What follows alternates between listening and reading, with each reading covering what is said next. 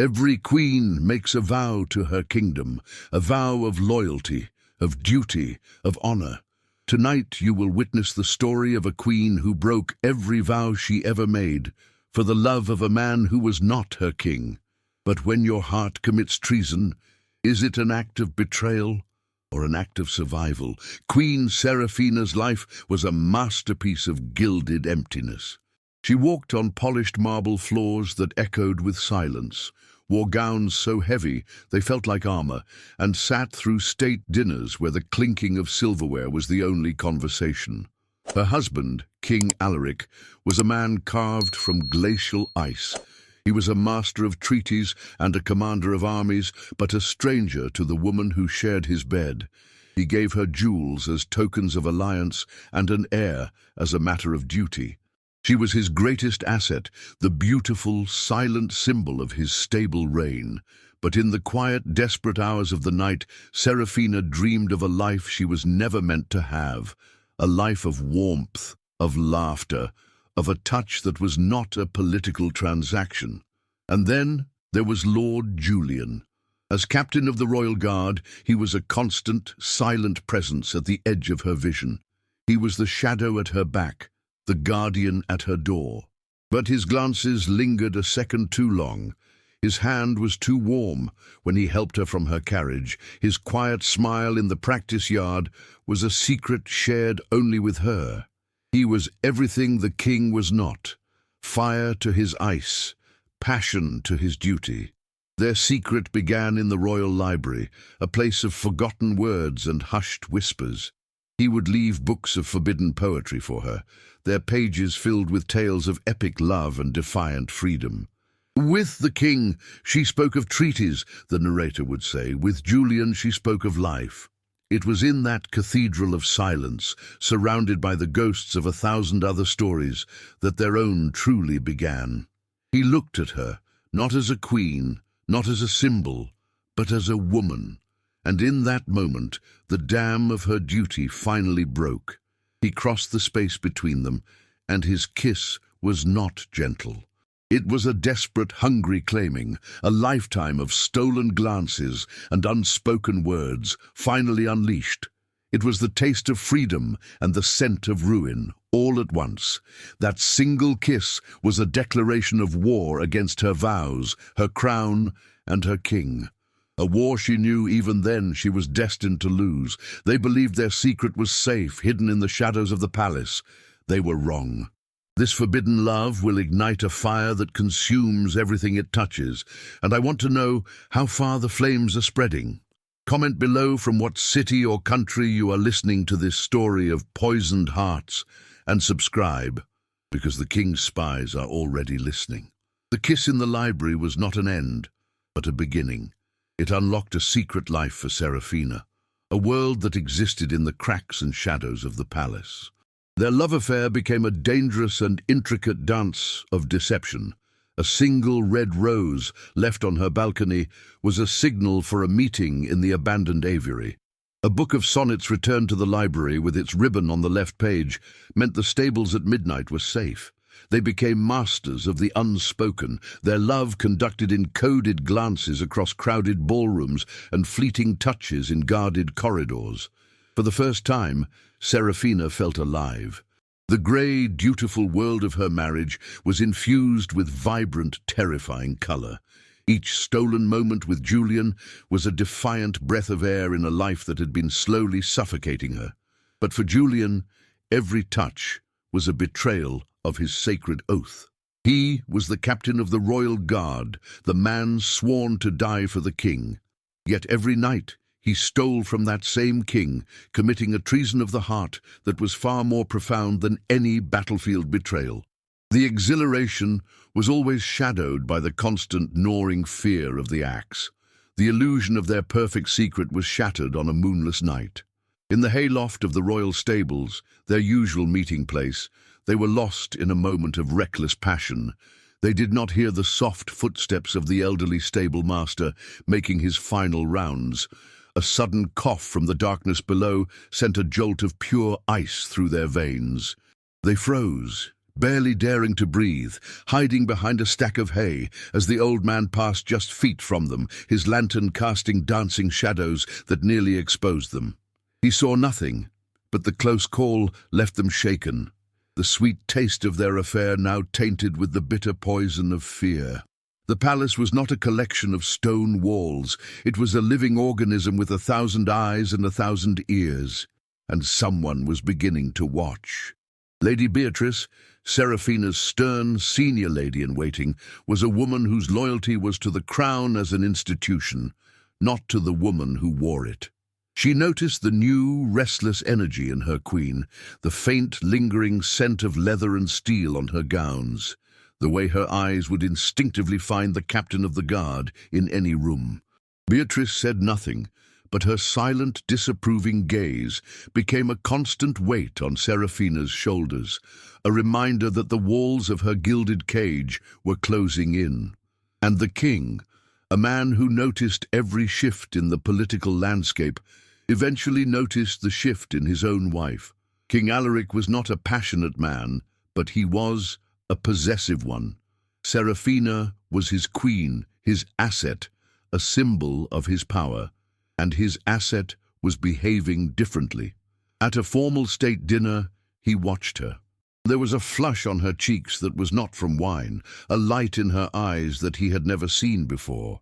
"You seem in good spirits, my dear," he commented, his voice a silken trap. "Motherhood has brought a new radiance to you." His words were a compliment. His eyes were an interrogation. That night, he summoned Lord Varian, his spy master, a man who moved through the court like a disease. Alaric was too proud to admit suspicion of infidelity. He framed his command in the cold language of statecraft. "The queen is distracted," the king said, his fingers steepled before him. "There are whispers. I need to know if she has become a liability. I need to know if someone is influencing her, filling her head with foolish ideas that could compromise the stability of my court. Watch her. Watch everyone around her. I want to know every secret she keeps." The game had changed. The danger was no longer a random encounter with a stable hand or the disapproving glance of a lady-in-waiting. The danger now had a name and a purpose. The king's spies had been unleashed, and in the labyrinthine halls of the palace, a secret love affair was a weakness that a man like Varian would exploit, not with a sword, but with a whisper that could bring down a dynasty. The game of whispers had begun. The palace, once a home, now felt like a hunting ground, and Seraphina knew she was the prey. The air itself seemed to have grown thin, charged with suspicion. Their secret meetings became fewer, more frantic, the sweet thrill of rebellion curdling into the sour taste of constant dread.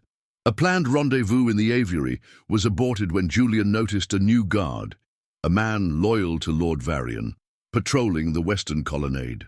A note left for Seraphina in the library was intercepted, replaced by a different book, a silent warning that their codes had been broken. Lord Varian's presence was a palpable sickness in the castle. He was rarely seen, but his influence was everywhere.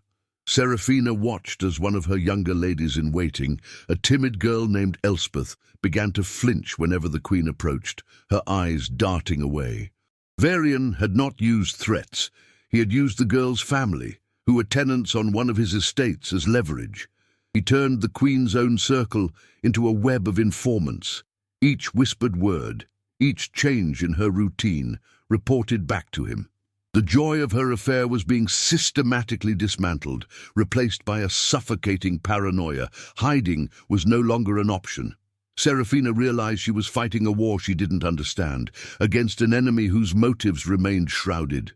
In a tense, stolen meeting in the cavernous crypts beneath the chapel, the one place she prayed was still safe, she and Julian made a dangerous decision.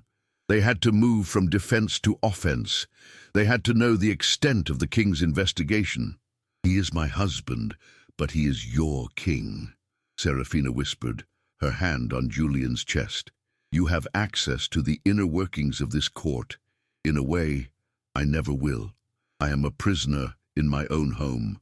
You must be my eyes and ears." The request was a terrible burden. She was asking him to commit active treason, to use his position as captain of the guard to spy on the crown. It was a step from which there would be no return.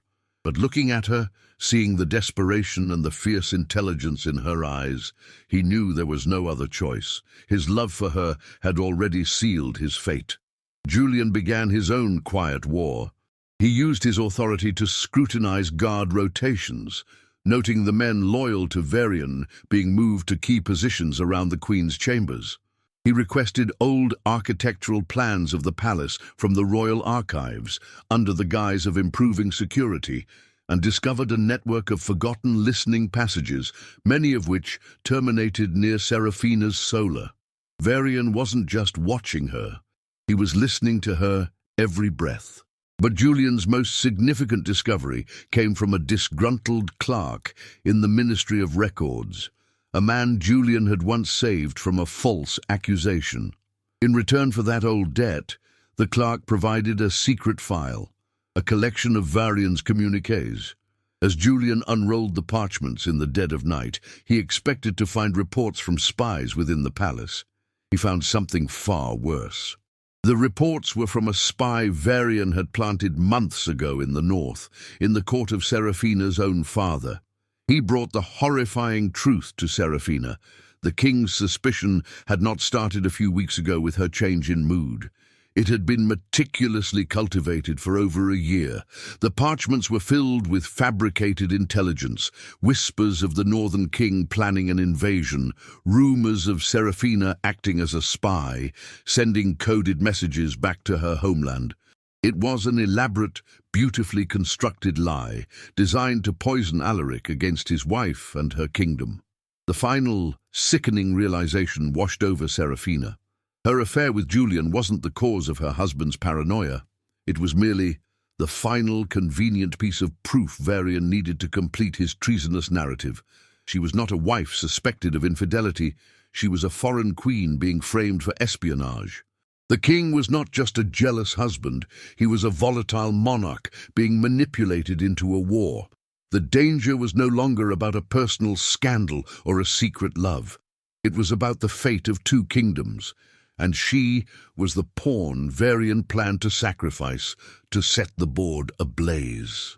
The revelation of Varian's grand conspiracy was not a weight that crushed Seraphina. It was a fire that burned away the last of her fear. The woman who had wept in Julian's arms, terrified of a stable master's cough, was gone. In her place stood a queen forged in the icy crucible of betrayal, a mind honed to a razor's edge by years of silent observation.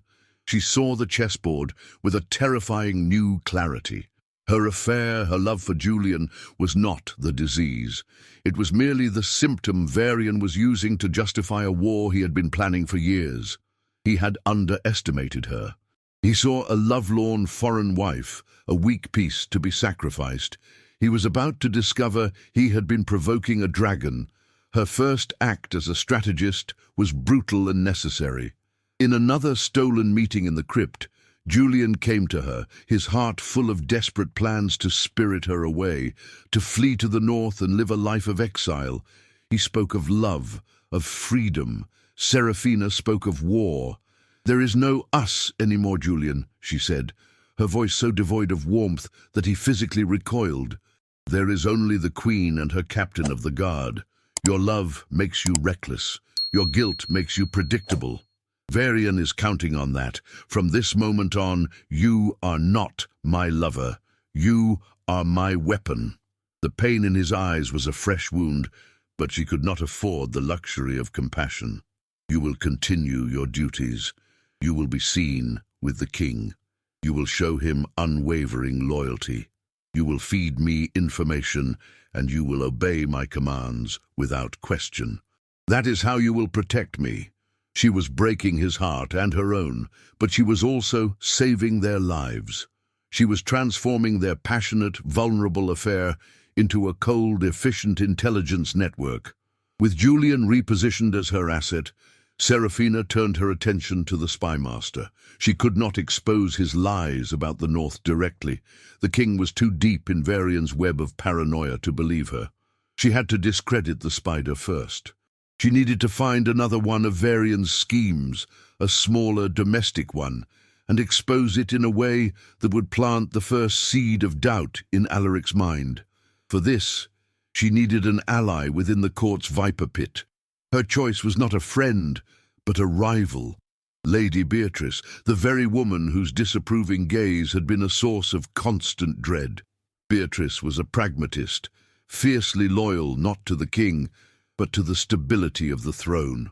Seraphina summoned her, not to a secret meeting, but to her public solar in full view of any watching eyes. She did not plead or confide.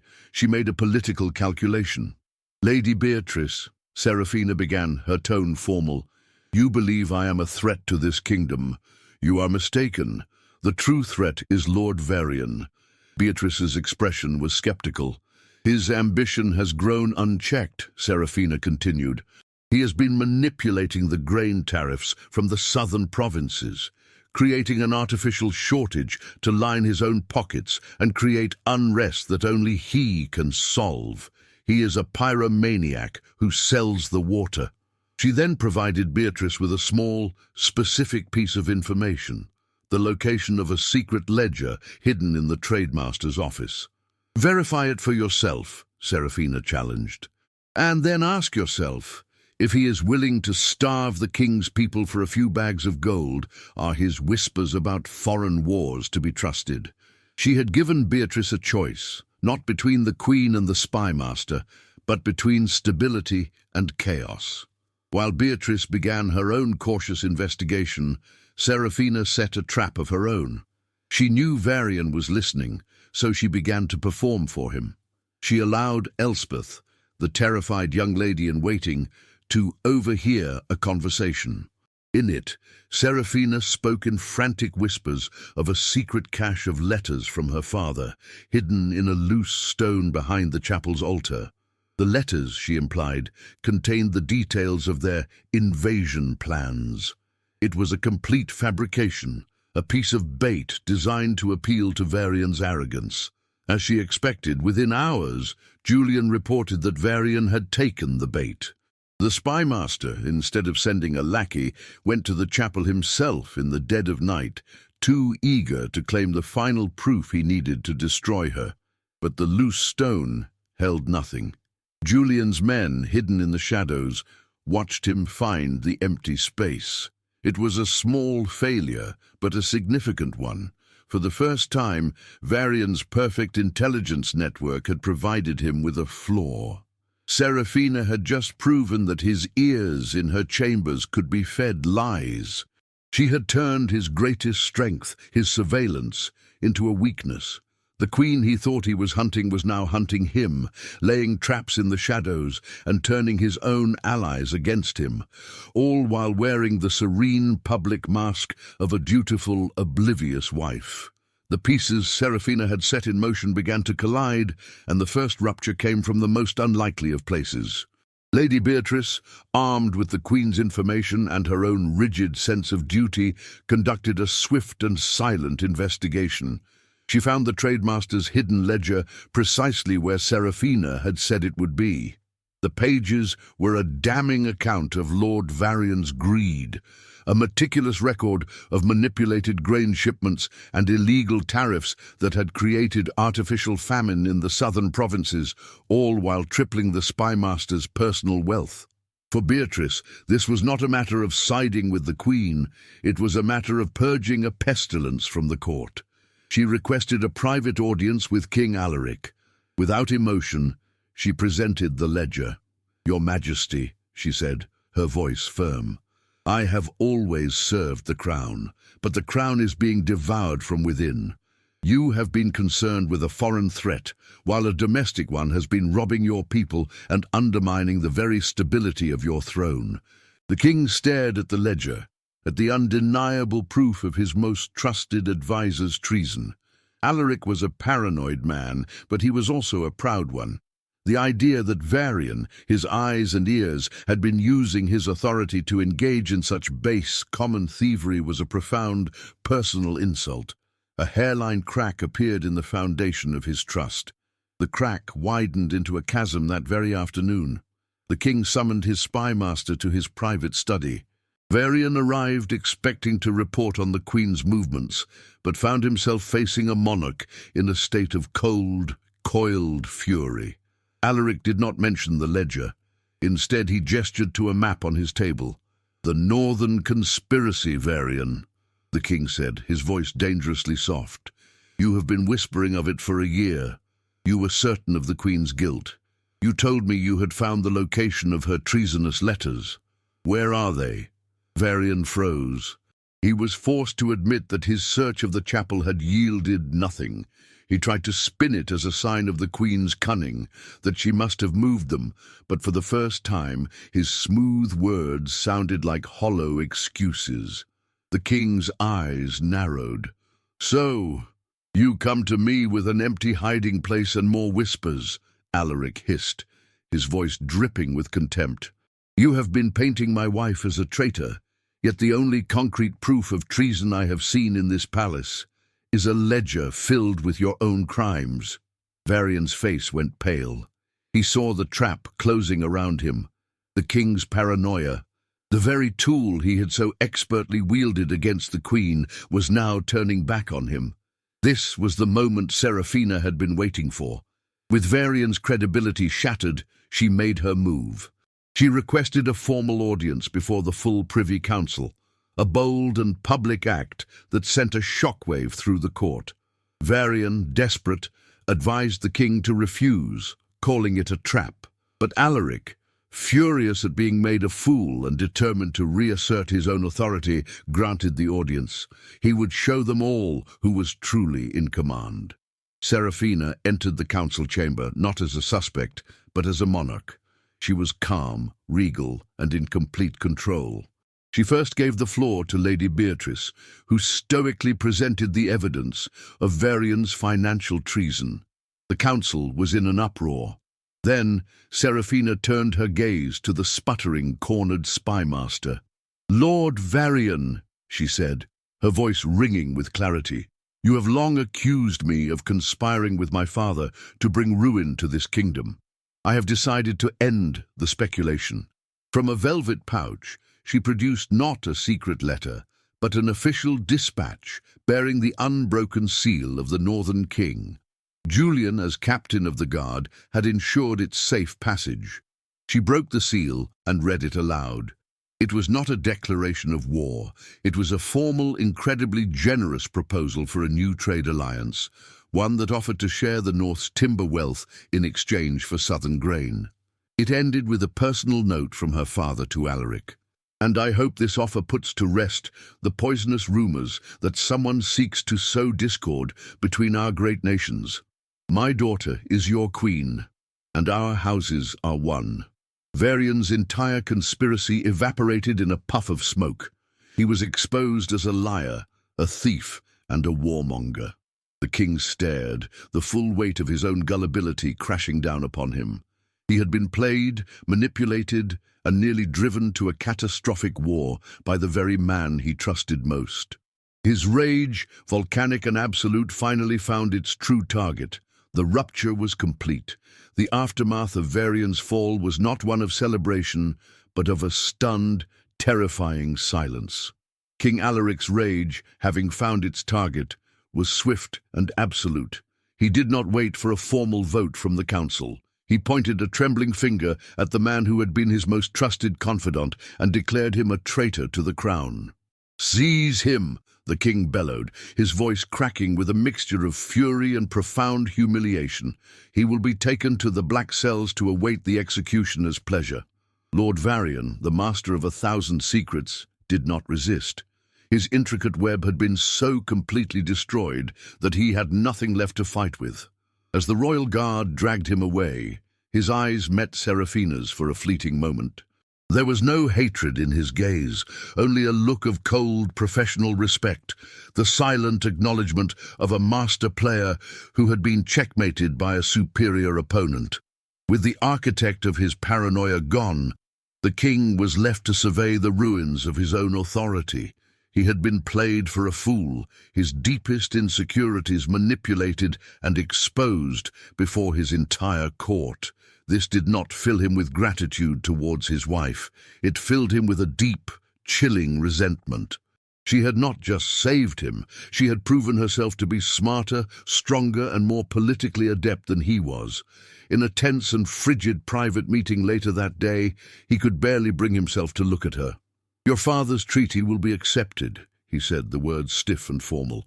"You have done the realm a service." He was attempting to frame her victory as a mere political transaction, a duty performed, rather than the masterful act of survival it was. Serafina understood her new position perfectly. She was no longer the suspected traitor, but she was now something far more dangerous in her husband's eyes, a rival. Their marriage, once a cold but stable contract, had now become a silent, undeclared war. They were two monarchs sharing a single throne, and the palace was no longer big enough for both of them. The danger had merely changed its face. Varian, the political threat, was gone.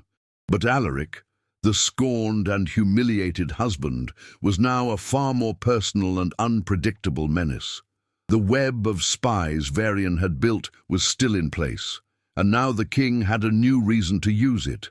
The question of treason against the state was settled, but the question of treason against his heart remained. This new reality was most dangerous for Julian.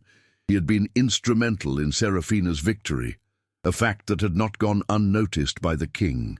He was the one who had secured the northern dispatch, the one whose guards had stood with the queen. In a hurried, whispered conversation in a shadowed alcove, Serafina warned him. "This is not over," she said, her voice urgent, the warmth of their affair a distant memory, replaced by the cold calculus of survival. "He may not have proof of us, but Varian's whispers planted a seed. Now he will be watching you, waiting for a single misstep." Julian, as captain of the guard, was a man of honor, now trapped in a dishonorable position. He was honor-bound to protect the king, yet his heart and his allegiance belonged to the queen. Every courteous bow to King Alaric felt like a lie, every command he obeyed a betrayal of his love for Serafina. The political war had been won, but the consequences were clear. The kingdom was safe from Varian's schemes, but the queen and her captain were now trapped in a far more intimate and perilous conflict, with a jealous and powerful king as their sole, obsessed antagonist. The king's vengeance, when it came, was patient and cruel.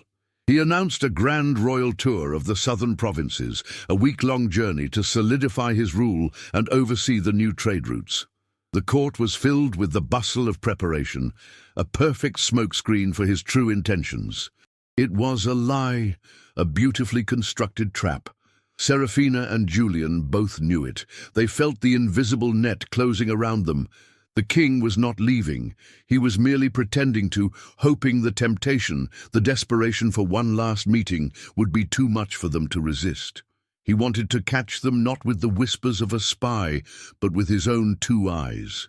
For a week, they endured the agony of distance, exchanging only the most formal of pleasantries in public, their hearts screaming while their faces remained stoic masks.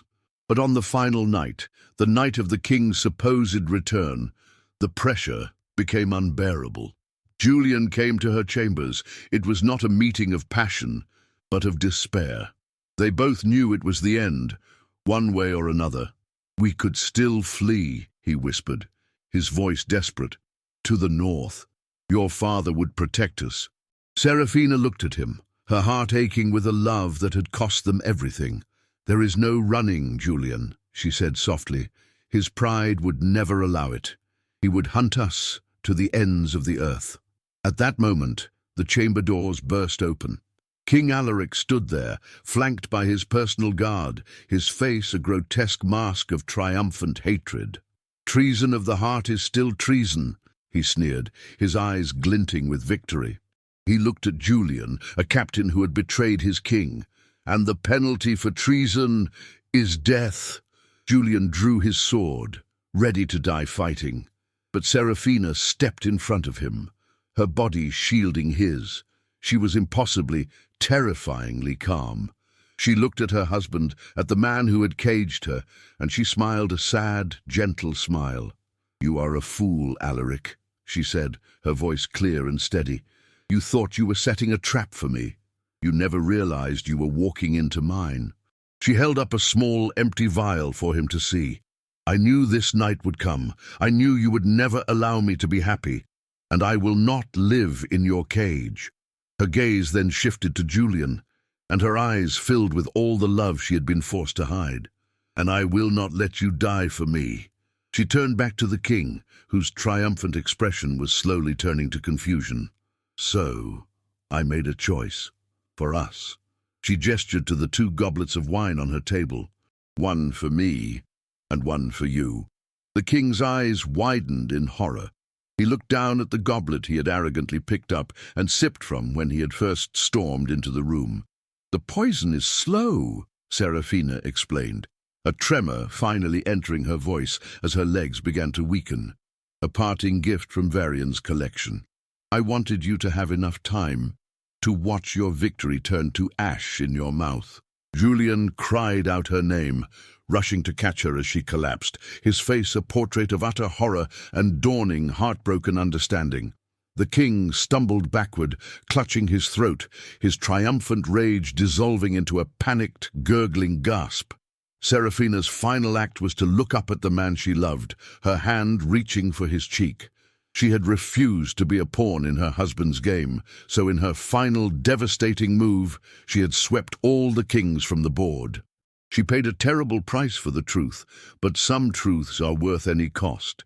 Her vengeance wasn't about blood, it was about rewriting her own story. What is a truth you would fight for? Let me know in the comments. And if you believe the most powerful stories belong to those who refuse to be silenced, subscribe to the channel.